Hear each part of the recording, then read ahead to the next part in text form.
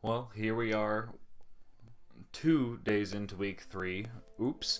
Life happens, so this video is going up a little late. Well, we're 2 days into week 4, but I've still hit all but one of my targets.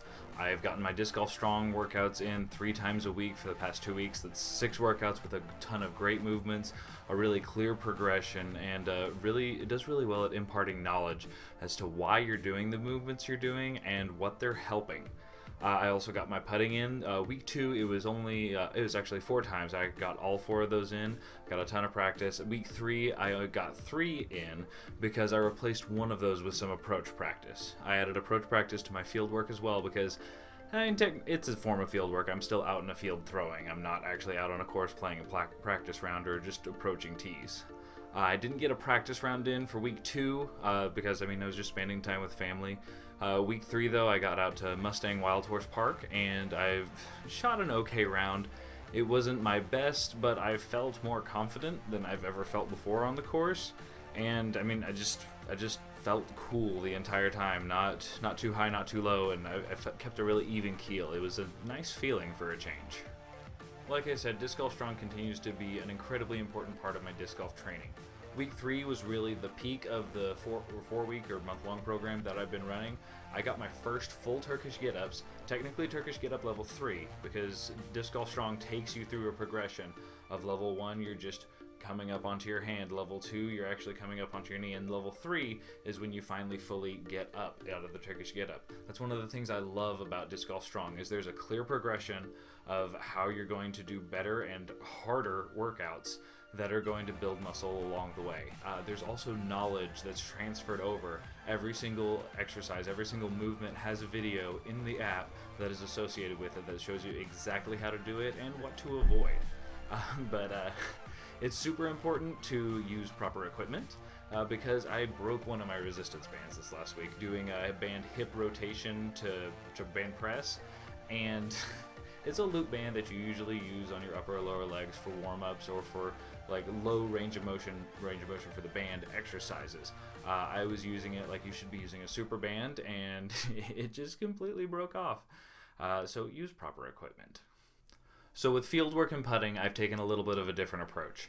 I listened to the audiobook Golf is Not a Game of Perfect by Dr. Bob Rotella, and I'm taking the advice of having a smallest possible target, having a consistent pre-shot routine every single time you throw, and even more so whenever you get closer to the basket, and then having a confident swing. I got a generic bow net off of Amazon to practice in my backyard when I couldn't get out to a field just recording my form. But out in the field, I take the net off and just use the uprights as a gap to hit. They're about 10 feet apart, so it's a decently small gap, and then I can still see the full flight of the disc. But I'm really focusing on just having the feeling of a routine, a target, and a throw. I've also added in approach practice, so that replaced a couple of my fieldwork sessions. I took the 2 poles of my MVP Black Hole Pro basket and put them on the base and about 150 to 200 feet out, and I would do standstill and one-step throws to see just how close I could get with all of my putters and my mids. It's been helping a lot. I feel like I'm getting really, really close, and it should make up for my putting if I can just put it right by the pin.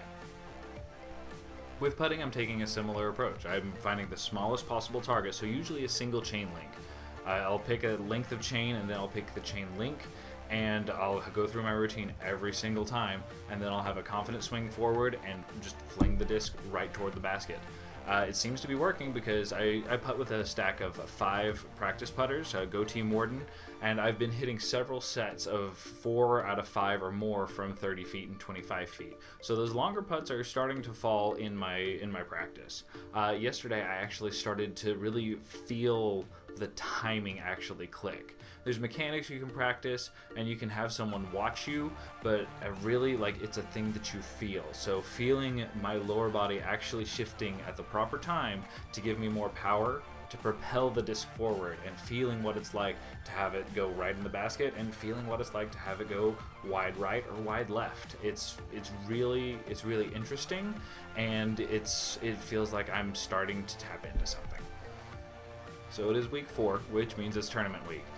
scaling things back a little bit with disc golf strong, and maybe taking it a little easier on my drives and my putts. I'll also be benchmarking a lot again, using Perfect Putt 360, and just seeing how far I can throw and how well I can hit a gap with my field work.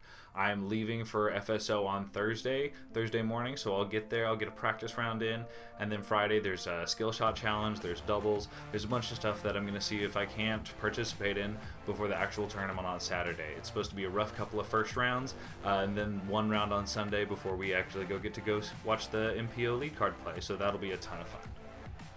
Alright guys, if you like what I'm doing, remember to give me a like and subscribe so that you can see what happens next.